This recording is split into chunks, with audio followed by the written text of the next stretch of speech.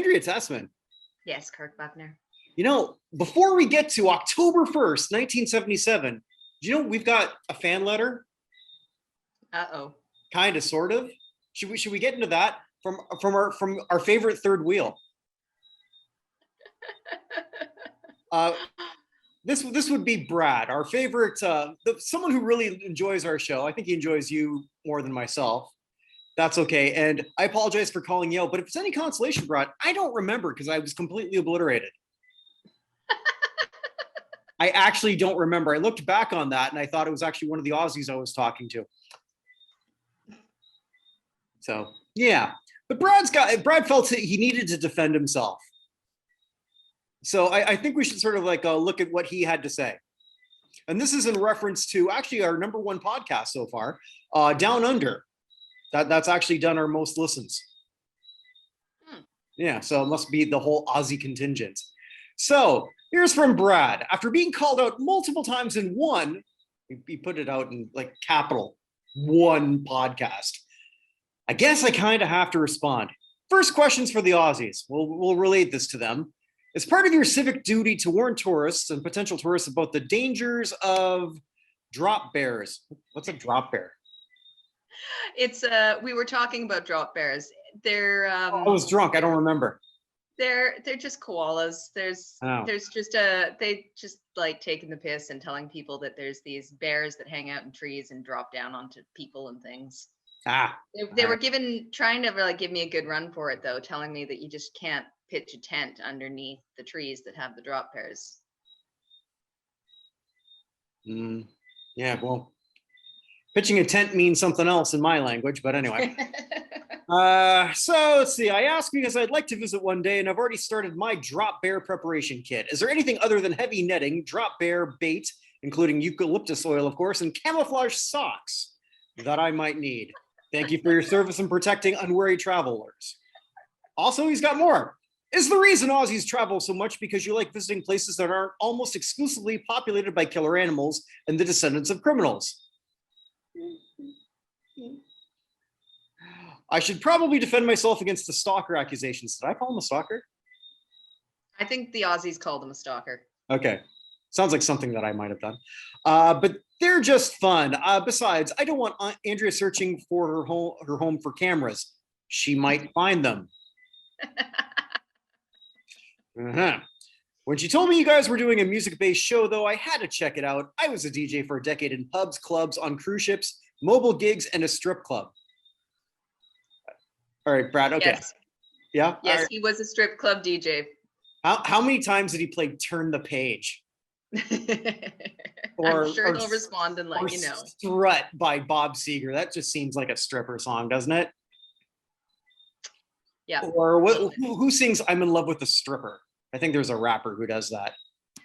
But maybe the strippers in question think, well, that's just too obvious, and that sort of goes against my craft. I don't know.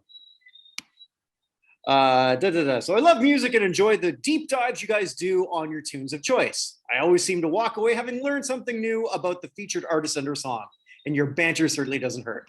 Thank you. Aw, thanks, Brad. So we do enjoy that. Hopefully you will enjoy our deep dive into Meco. Wow. Man. Yeah, so what we're looking at today, it's October 1st, 1977. The Star Wars theme discofied. Kirk, you're like totally cutting in and out, and I heard nothing since Meco. Since Meco. All right, let's see if I can sort of pause.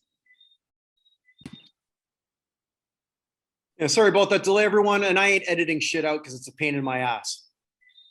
So there you go. Yeah, so we're gonna look at Meco, October 1st, 1977. You know, I gotta say, I mean, I barely remember this. I mean, I am a Star Wars geek. I've got, actually, I still have, Oh, yeah, it's funny. I still have all my action figures from when I was a kid. If you're watching this, you can see I've got Han Solo and C-3PO. Han Solo, the casting, he's got super tiny feet, which I don't know what they're trying to say about Harrison Ford there, but it would explain his choice in wives. I guess it sort of fits in perfectly. Get it? No? All right, fine. Wah, wah. Well, they're not all gems, Andrea. They're not all gems. I try.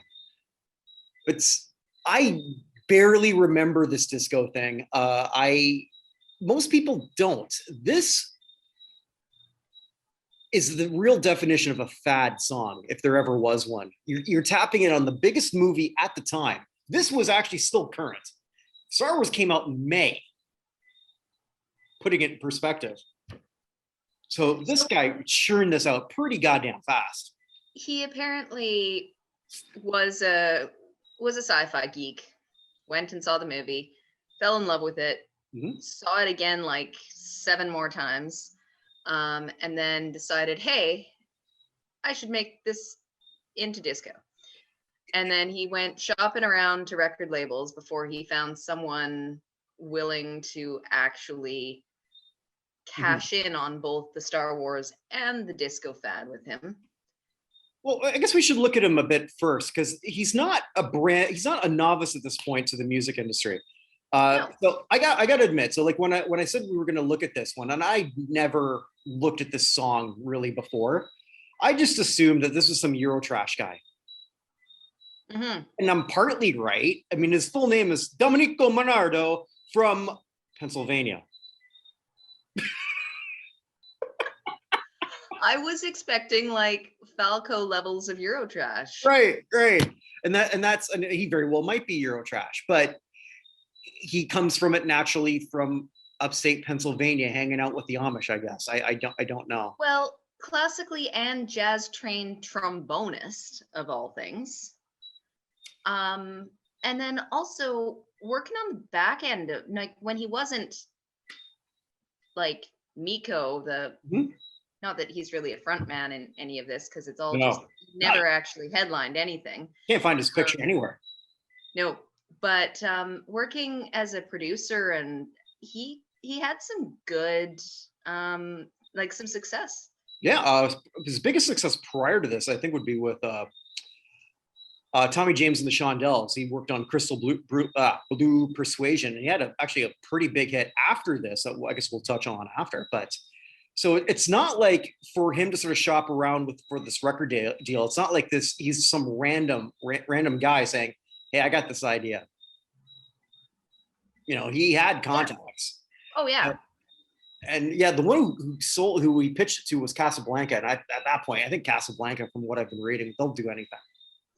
Yeah, he seems like he was a bit of a, I don't know if shyster's the right. Neil Bogart, shyster, I think is a very good word for him. Shyster crackhead, from what I've learned. Which, hey, I mean, like it takes all kinds, I suppose. And again, the speed in which he did this, because we're looking at 77. So this went number 1 on October 1st. So he must have put this out in a month. 3 weeks. 3 weeks. Okay, I didn't find that. All right. 3 weeks. Yeah, they just churned it out. Yeah. And I gotta say, I've got a lot of respect for. What did I say before? It's enjoyable on a campy level. Like if you can appreciate the cheese of it, and it is entirely a product of that specific moment in time. If someone were to do this today, they'd just take the original score and they would just throw some beats behind it. Well, he actually and a rap. What? And a rap. Yeah, but not necessarily. You could get an electro song that they might just mix them. But he got a 70-piece orchestra to do this, where he played trombone. Like this is actually rewriting the score, rearranging it, and recreating it, along with a whole bunch of sound effects for R2D2 and lightsaber noises and alien noises, and it's just bizarre. It is, and it's one of those things that it's only going to exist in that bubble and will never exist again. I want to go back to the movie. I as much as I am a Star Wars geek, as I'll say it over and over again, I don't think I'm wrong, and I'd love someone to tell me I'm wrong. Please debate me on this. Say what you want about Star Wars, whether you think it's a kid's movie, this type of movie, but I don't care whatever it is you say. It is the best score of all time. So, do you know that a huge part of that score was ripped directly from a different movie? No. Arguably Ronald Reagan's favorite movie. Bedtime for Bonzo?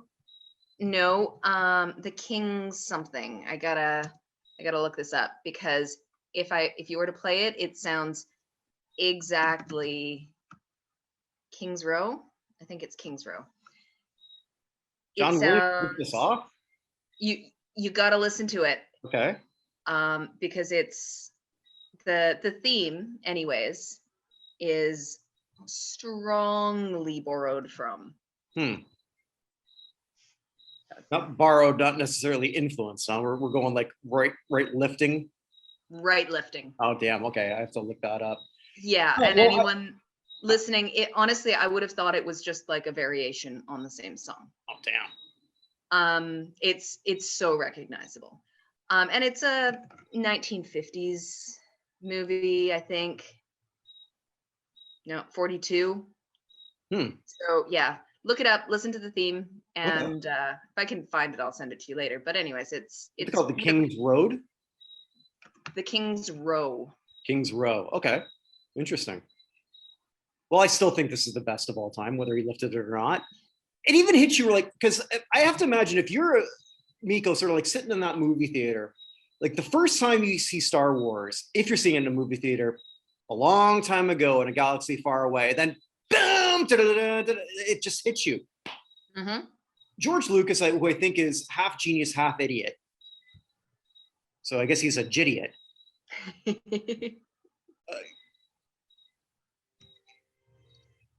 Because I think he's actually a very poor director, but I think he's a great visionary. If that makes any sense. I couldn't find it before, but because I wanted to look at this up again. But when he was originally sort of looking at the score, he made the conscious decision not to go contemporary. Which, can you imagine if he had? It would have been this. It could have been this. It could have been, yes. I mean, imagine that opening crawl with da, da, da, da, da, da. It doesn't work. No. The whole movie is very, very dark. It's not the sci-fi prior to it. It's not the clean, shiny lines and futuristic space robots like what is depicted on the cover of this album, where you've got Jetsons porn, basically. Ooh, that's good. Yeah, so it's not, it's gritty and grimy. It's sand and broken down electronics. Meet George Jetson. Judy was kind of drawn hot. After saying that, I just want to assure everyone I'm not a virgin. I just want to bring that up because. I mean, as long as you don't have the hots for Rosie, I guess. That's the robot? No, I did not have the hots for Rosie the robot. No, definitely not. That'd be like toaster porn, I guess, huh? Jesus. All right, this is taking a different. So, anyways, back to Star Wars. It was dark and gritty. Yes, people look at it as a kids' movie now, but it was just a different look than the sci-fi. Nothing ever looked like that before. No. Nothing sounded, well, I can't say nothing sounded like that. So I was looking at John Williams, the work that he did before. So like quite a few movies before that. So I didn't realize until now that Jaws was his. And that was really the first blockbuster considered in movie history. So he was in his mid 40s. John's still alive today. So is Meco. So they were both in their 40s then, in their 80s now. And the funnest thing about this, for me was because I couldn't find anything of Meco performing this, which he very well might not have live. I don't think he ever did. Yeah. But you see like clips of this on like Top of the Pops, and it's just these goofy dancers. And then the C3PO things, which was like what, like 4 C3POs sort of like dancing side by side, not even doing the robot. They should have done the robot, but they didn't do it. It was goofy. It was kitschy. It was, I can't even call it awesome because I don't consider it awesome. I hate it. I really hate this actually. But I don't know that anyone's ever turned around, at least not in this series, something so fast to capitalize on something. And I don't think Meco did this to try and make a buck. I think he just loved it. I could be wrong. I mean, I can't find any interviews with this guy. I don't know. It seems like he's a pretty legitimate musician. Mm-hmm. And he had to know that it wasn't good. There was one thing, there was an interview out there somewhere that I couldn't find, but I saw snippets of it, and there's a surprising amount of articles about this song, probably because it's so weird. Bad. But he basically said as they were recording and as they were writing it and putting it together, they kept telling each other like, nope, that's too good. You got to dumb it down. It's just not, make it more, like, I was like, yeah, I believe that. You've got a couple of actually good, talented musicians writing trash. I mean, technically this is fine. It's just not good. But it was written for popularity. It was written to cash in on Star Wars popularity. And disco popularity. Yeah, and it uses the 3 big things from that film. The opening crawl, the Cantina Band, and the Imperial March. Mm-hmm. And that's pretty much the 3 biggest themes from that. My favorite thing actually too is that this was nominated for Best Instrumental, losing to John Williams. Yeah. So he beat out John Williams because he went double platinum and made it to #1. But then, yeah, John Williams beat him out for the Grammy. Yeah, actually, the Star Wars theme, I didn't know this until today, that it actually went, the original one by John went #10. Yep. Which is fascinating in itself, because it just doesn't seem like something you play on the radio, whereas this does in 77. He's charted with a bunch of his. He charted with, I think he got to 17 with Close Encounters. Which, glad you brought that up, because what do you do, Andrea? Did you get, by the way, did you get Stars on 45 vibes off this? Oh yeah, I was gonna bring that up later too. Absolutely. All right, this is my niche. All right, I'm just gonna beat this until this horse is not just dead, but it's buried, and I'm gonna bring up the corpse and just make sure that it's dead, and then bury it again, and then check one more time. Maybe flog it a few more times when I exhume it. Yeah. So yeah, we should look at this guy's discography after by Meco. So yeah, what does he do? He got massive success. He goes, oh, what other movie score can I discoize? Preferably by John Williams. Yep. Encounters of Every Kind. That year, he released it that year. Yeah. Holy shit. Meco plays the Wizard of Oz. Superman and Other Galactic Heroes in 78.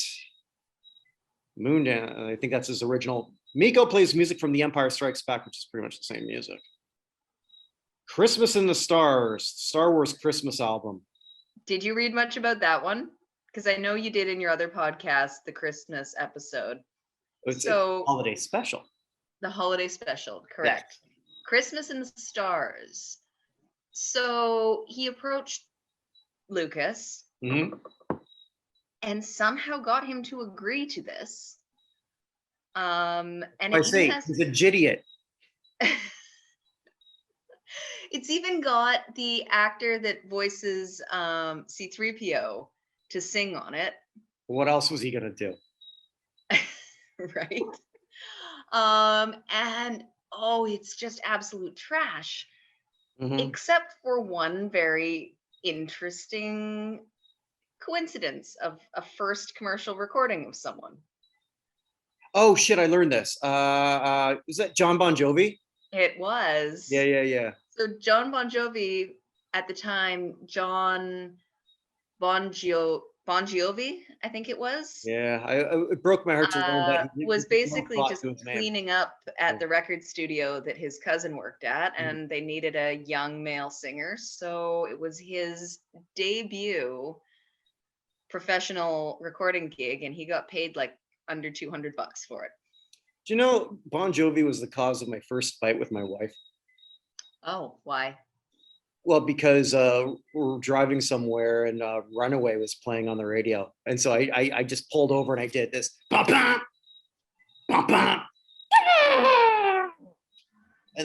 then she got mad, said, like, stop being such a goof or something. That was a fight? She got really mad, yeah. Yeah, because I don't know what it was that just set her off at that point. It was just like, yeah, she said, I'm always serious. You have to learn when to be serious. But this is Runaway. Yeah.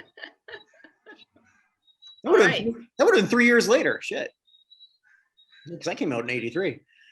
And then, yeah, Meco just pretty much, he ran this to the ground. And I got to give him credit. When the horse was dead, he just retired in his mid-50s. I don't know how much money went to Florida. What did he work in, insurance or something? Commodities broker. Yeah, commodities broker. So, however, at one point, because, I mean, Casablanca folded and, seems like a fiery explosion. His next label also folded, and then he got, I can't remember, signed with the same label that that John Williams is signed with. So when the prequels came out, he actually asked to do another version, like another one, and Williams has in his contract that they can't do any other versions, like that label can't do any other versions of his songs. So he was pretty much shut down just as well. John Williams. So I tried to find out if I could see anywhere what John Williams. I couldn't. I couldn't. He did apparently once, when he won the Grammy, he actually sent Meco like a plaque with like the number one, like, you made it to number one, like, I don't know, album sales or whatever it was. Like, he sent him like this gift to recognize that, oh, I might have won the Grammy, but you beat me out on the charts. And he would have made a bucket of money off of it. That's what I was also trying to figure out. Like, how much could Meco really made off of this?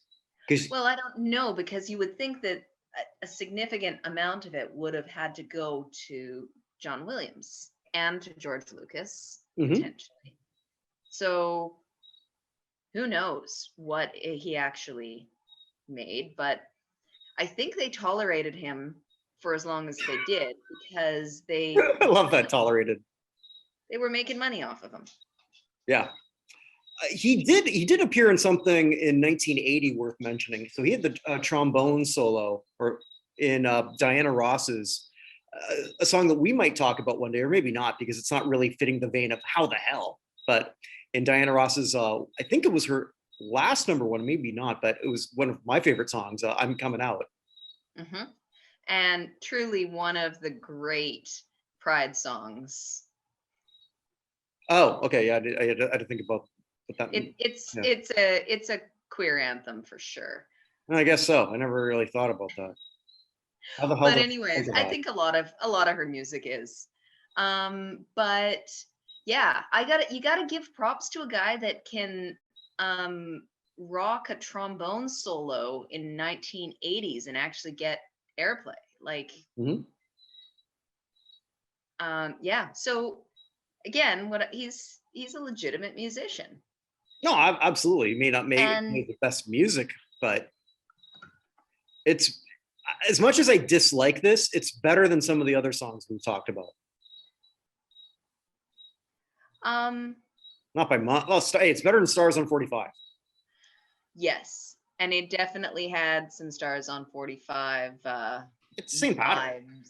It's the exact same pattern. Just you stumble across something, rush it out, and then just beat it to the ground and just see how much you can milk out of it. And kudos on him. He did.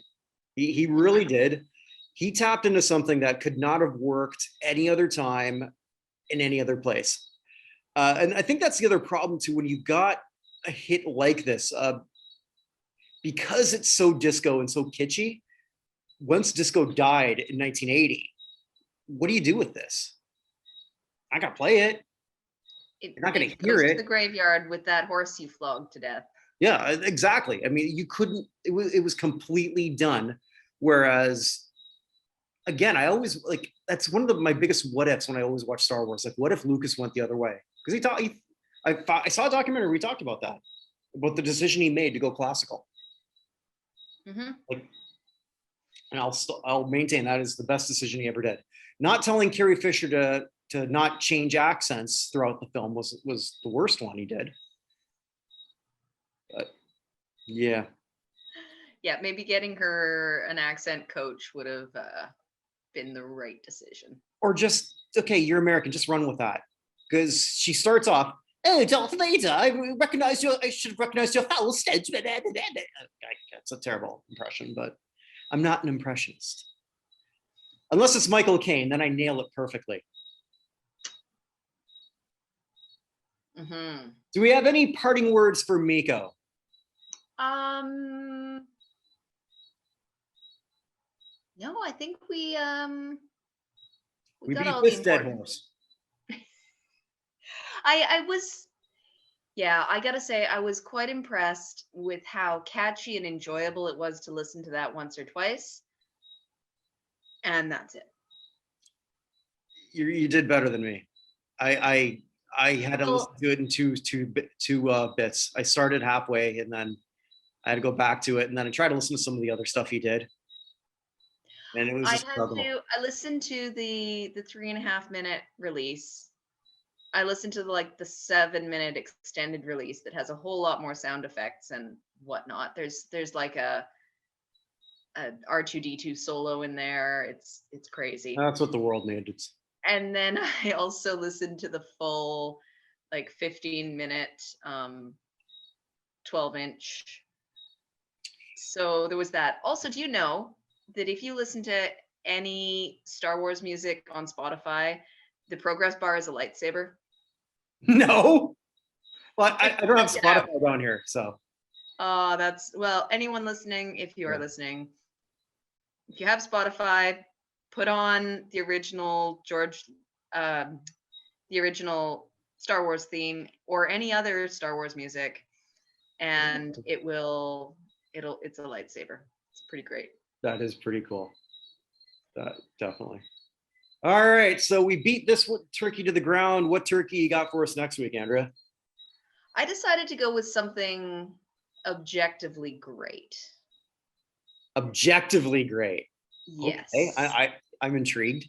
We are going to go back to 1960. Okay.